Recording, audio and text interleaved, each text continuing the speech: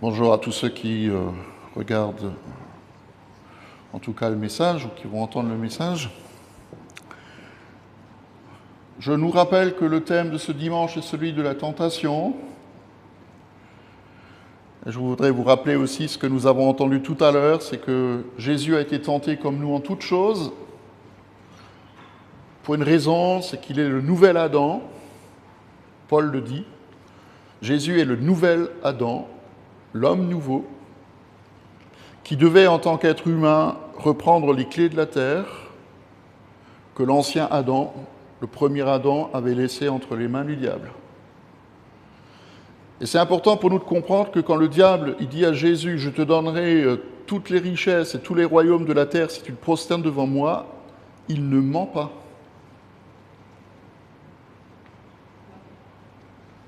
Il ne ment pas puisqu'il a reçu, parce que l'homme a péché, il a reçu les clés. Et que la terre aujourd'hui, et nous en sommes tous encore les victimes, consentant ou non.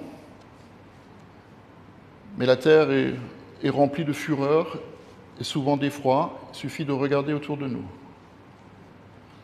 Et de manière plus personnelle, il suffit aussi de regarder parfois en nous les réactions que nous pouvons avoir face à telle ou telle situation. La deuxième chose que je voulais dire en intro, et elle sera longue, hein. Donc Naomi, tu me diras au bout de 40 minutes que... Ils sont incroyables. Hier, il y a Carlos, il prêche pendant 1h30, personne ne dit rien. Moi, je dis 40 minutes, tout le monde râle.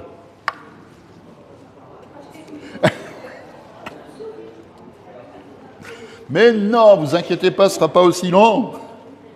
Je voulais aussi nous rappeler que nous pouvons sortir vainqueurs et grandis.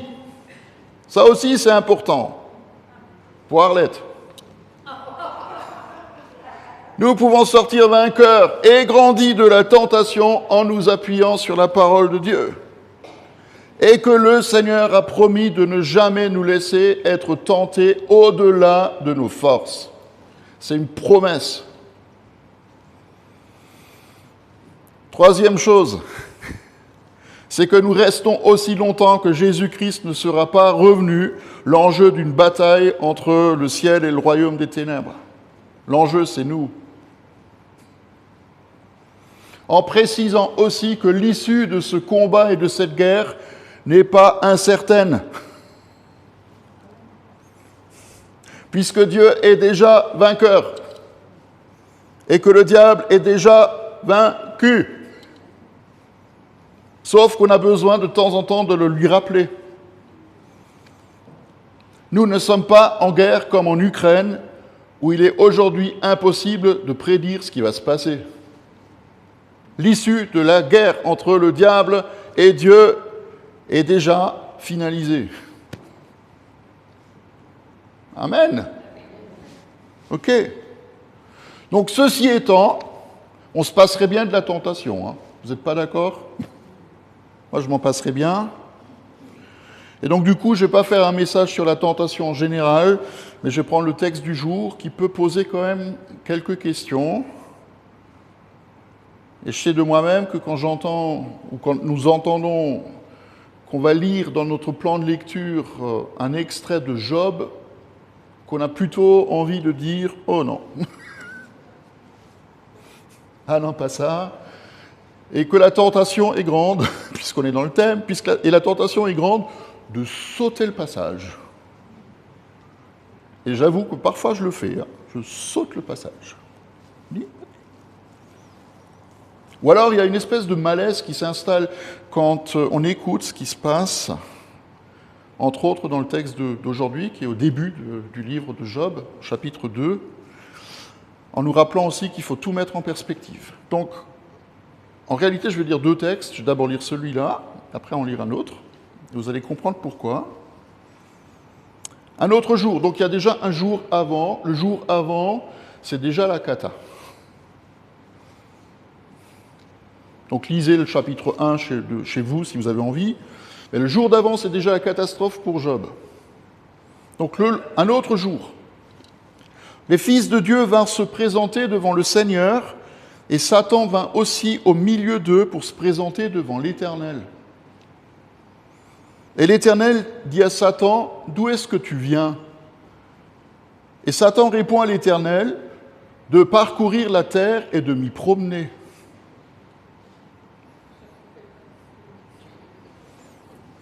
Quand l'homme était proche de Dieu, avant qu'il pêche, c'est Dieu qui se promenait avec lui.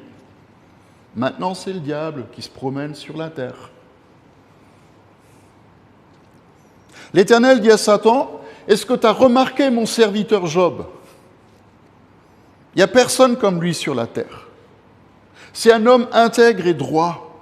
Il craint Dieu, il se détourne du mal, il persévère dans son intégrité, et c'est sans raison que tu m'incites à le perdre. » Et Satan répond à l'Éternel, « Peau contre peau. » Belle expression, hein ?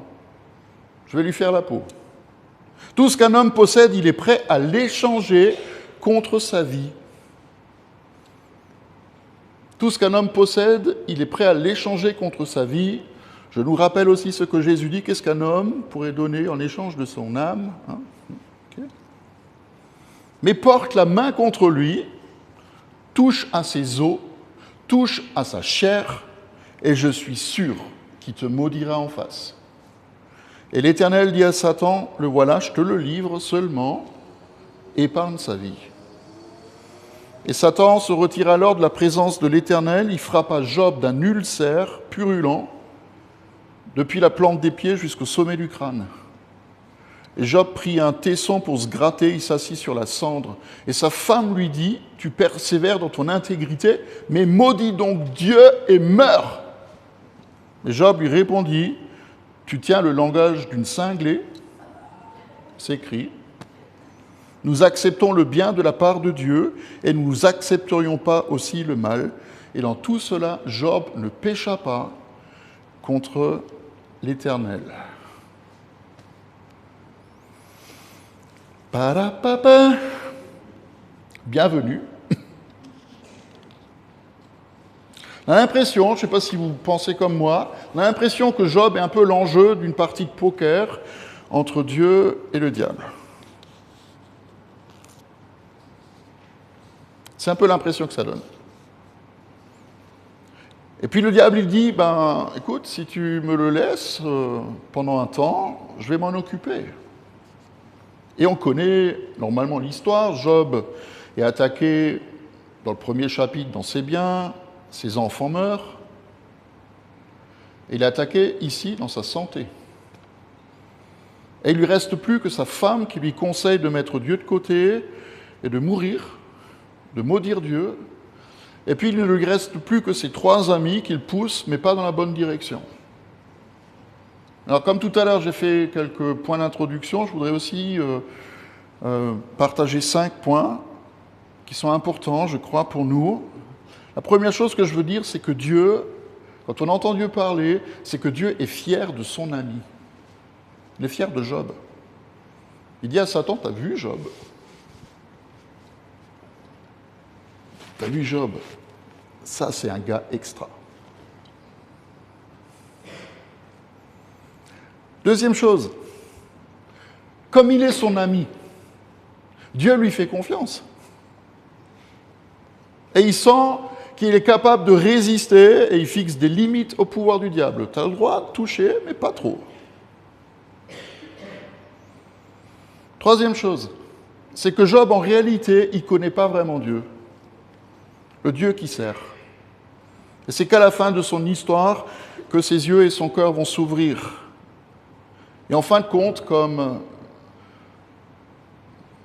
ça m'a éclairé pas mal, notre ami Steve Jaffa nous l'a partagé il y a quelque temps, on n'aurait même pas besoin de lire le livre de Job, puisqu'à la fin, au chapitre 42, il dit tout ce que j'ai dit avant, c'est faux. Tout ce que j'ai pu penser ou dire de Dieu, c'est juste faux. Donc on n'aurait même pas besoin de lire cette histoire. Job, il reconnaît qu'il s'est trompé, et tout ce qui précède toute son histoire, elle sert juste à une chose, c'est qu'à réaliser que nous aussi, nous avons besoin de Dieu. et que le Seigneur se révèle à nous comme un Père qui nous aime. Quatrième chose, nous ne sommes pas, et nous ne sommes plus, comme Job, sous l'ancienne alliance. C'est dans l'Ancien Testament. Jésus est venu sur terre pour détruire les œuvres du diable. Il est venu pour écraser la tête du serpent.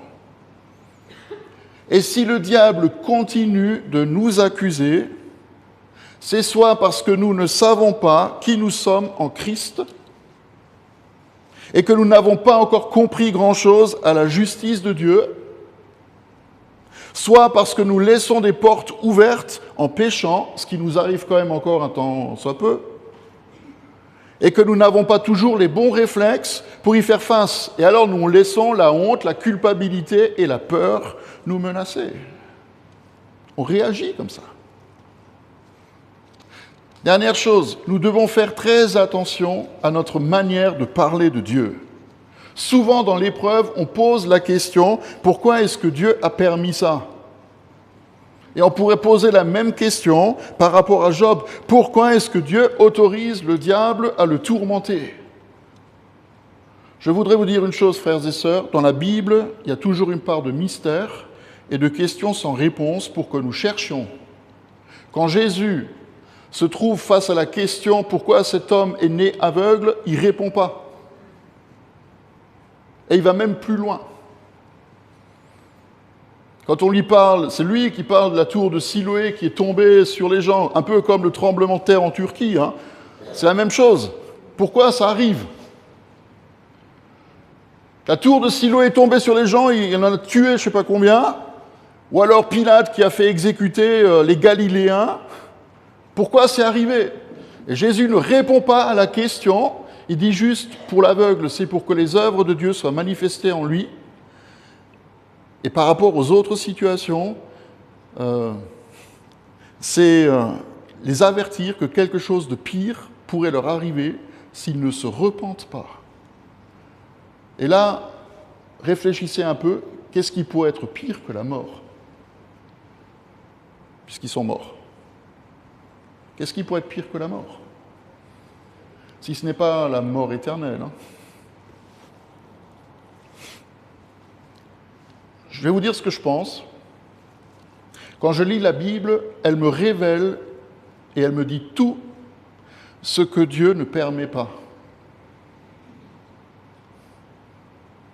Vous avez bien entendu, la Bible me révèle ce que Dieu ne permet pas, mais il ne nous appartient pas de savoir ce que Dieu permet. Prenez une concordance, je l'ai fait, vérifiez. Je ne vous mens pas. La Bible nous dit tout ce que Dieu ne permet pas. Il ne permet pas que nous soyons tentés au-delà de nos limites. Il ne permet pas que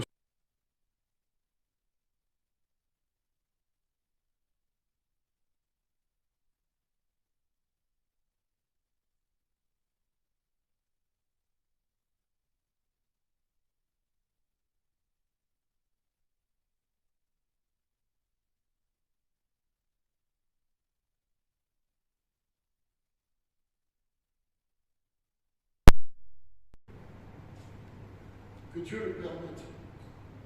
Si Dieu permet que je sois malade, ou si c'était dans sa volonté que je le sois, j'irai à l'encontre de sa volonté. Et donc je deviendrai rebelle. Rappelons-nous, puisque Carlos était là tout ce week-end, que le diable connaît notre nom, mais il nous appelle par notre péché, alors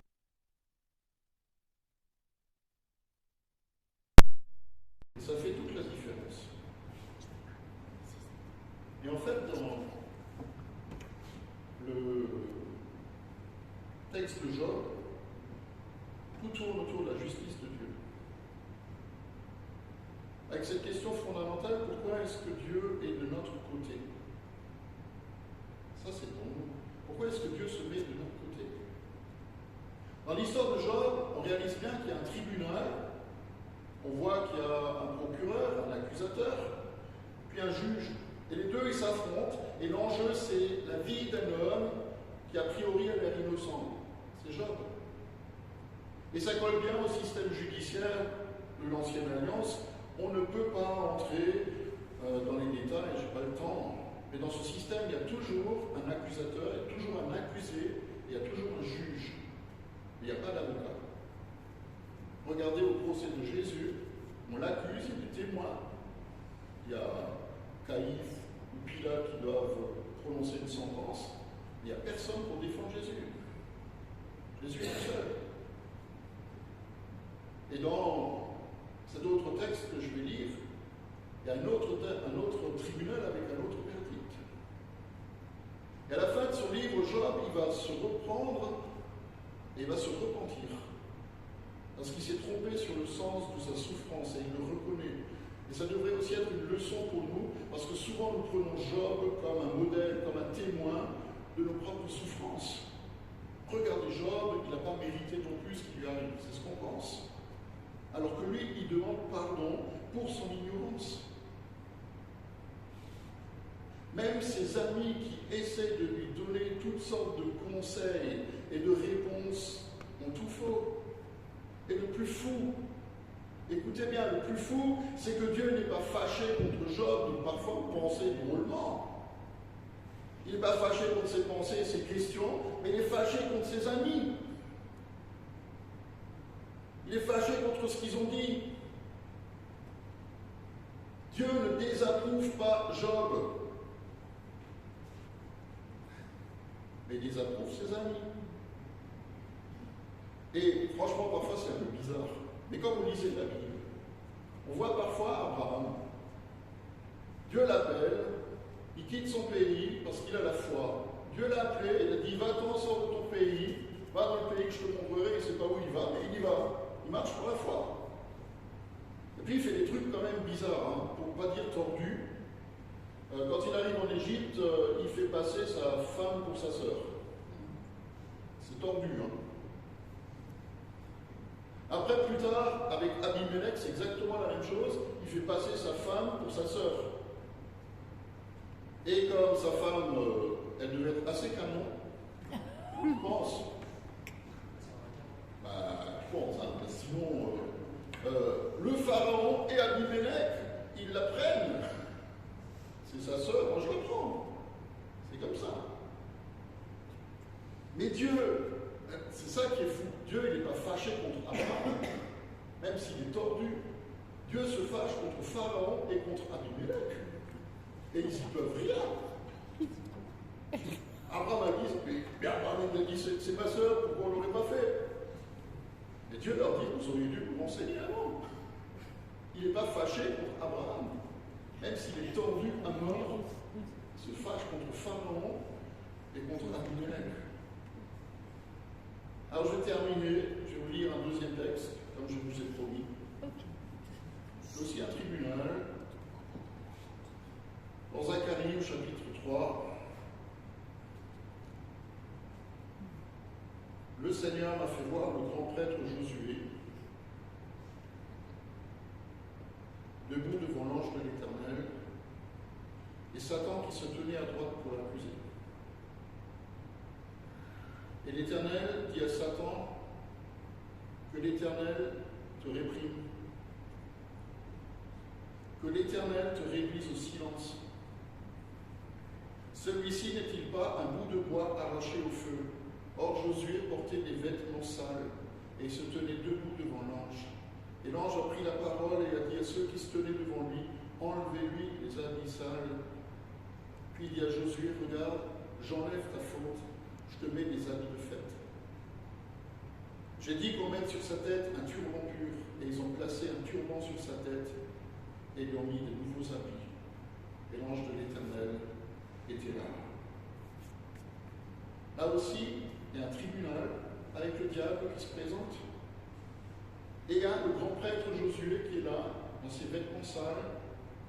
C'est aussi un truc de fou. Le gars qui est là, c'est pas n'importe quel pékin, c'est le grand prêtre. C'est le grand prêtre du Seigneur. Et l'ange de l'Éternel, il est là et il dit au diable, t'as rien à faire ici. Sois réprimé. Moi j'aime ce mot. La répression du diable. Il faudrait qu'on écrive un bouquin là-dessus. la répression du diable. Je regardais dans le dictionnaire, la répression, c'est une action d'exercer des contraintes graves, des violences sur quelqu'un ou un groupe afin d'empêcher le développement d'un désordre. Si Dieu réprime le diable, c'est ça qu'il faut qu'on fasse, il faut qu'on lui tape dessus pour empêcher qu'il continue de grenouiller dans nos vies. Il faut qu'on lui marche sur la tête. Et le problème, c'est pas le diable, le problème, c'est nous. Oui. C'est que souvent, on a peur. Souvent, on se dit, le diable qui arrive. Écrase-lui la tête. Et le plus beau, c'est que l'ange de l'Éternel, c'est Jésus. L'ange de l'Éternel dans la Bible, c'est toujours Jésus. C'est mon juge. Et en même temps, c'est mon avocat. C'est un truc fou. Jésus est mon juge et mon avocat en même temps, qui plaide ma cause. Quand le diable vient m'accuser, Jésus est à côté de moi. Et c'est extraordinaire parce que Josué, en hébreu, c'est Yeshua. Et Yeshua, en français, c'est Jésus. Moi, pour écouter. Josué, en hébreu, c'est Yeshua. Et Yeshua, en français, c'est aussi Jésus. Quand je suis accusé, que je sois grand prêtre, petit prêtre, moyen prêtre, sous-fifre, sous-pape, tout ce que vous voulez, c'est Jésus en moi en Jésus qu'on accuse. Et sur le banc des accusés, du juge, c'est pas moi qui suis assis. C'est Jésus. Amen. Je termine avec ce verset de 1 Jean 2. Nous avons un avocat auprès du Père, Jésus-Christ, le juste. On a un avocat auprès du Père. N'essayez pas de vous défendre tout seul, ça ne marchera pas. Ne cherchez pas des excuses, ça ne sert à rien. Nous avons un avocat auprès du Père, Jésus-Christ, le juste. Et tout ce tribunal, que ce soit Job, Zacharie, c'est juste, je ne sais rien d'autre. La lettre d'accusation, elle est peut-être là, mais c'est le juge avocat qui prend la place de l'accusé. Paul va nous dire quelque chose d'extraordinaire aussi. Maintenant, il n'y a plus aucune condamnation pour ceux qui sont en Jésus-Christ. Est-ce que nous croyons? Est-ce que nous croyons qu'il n'y a aucune condamnation, même si ce matin tu t'es engueulé avec ta femme? À juste titre, peut-être. C'est ce que tu as dit. Elle l'a bien cherché. Mais c'est pas mon cas, hein, elle n'était pas là. Je viens juste de l'apercevoir avant d'arriver à l'église. Non, bon, bref, voilà. Okay. Peu importe ce que tu as fait ce matin, il n'y a aucune condamnation pour celui qui est en Jésus. Est-ce que nous croyons? Si nous le croyons, c'est un changement de mentalité. Hein. Il faut qu'on change de manière de raisonner, de penser. C'est pour ça que Josué reçoit un nouveau turban. Si nous le croyons, je vous inviterai à vous lever, on va prier. Si vous ne croyez pas, vous restez assis.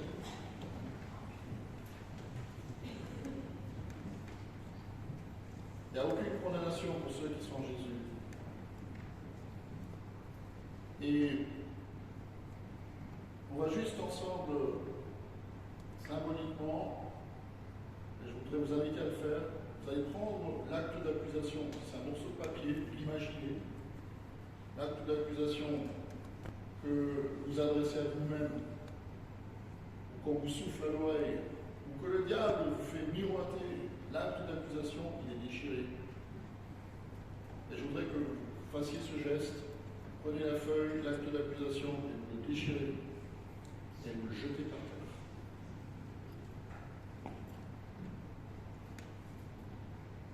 Parce qu'il n'y a plus aucune condamnation pour ceux qui sont en Christ. On veut juste dire merci. Merci parce que même s'il y a plein de choses dans notre vie qu'on ne comprend pas, nous croyons que tout est entre tes mains. Même s'il y a plein de choses qui nous échappent, nous croyons que tout est entre tes mains. Et que que même si tout n'est pas sous ton contrôle, parce que tu nous laisses une liberté certaine, et que tu ne maîtrises pas tout, nous savons que tu es le commencement et la fin de toutes choses. Et nous te bénissons, te disant merci pour Jésus, notre avocat, qui plaide notre cause auprès de lui-même. Plaide notre cause. Et nous te disons merci Seigneur, parce que tu n'es pas un grand prêtre, comme on l'a entendu dans la lettre aux Hébreux. Tu ne saurais compatir à nos faiblesses, parce que toi aussi tu as été tenté comme nous en toutes choses, sans jamais pécher. Nous ne pouvons pas dire la même chose. Mais nous savons que l'acte d'accusation, maintenant, il est cloué à la croix, il est déchiré, et on peut marcher dessus.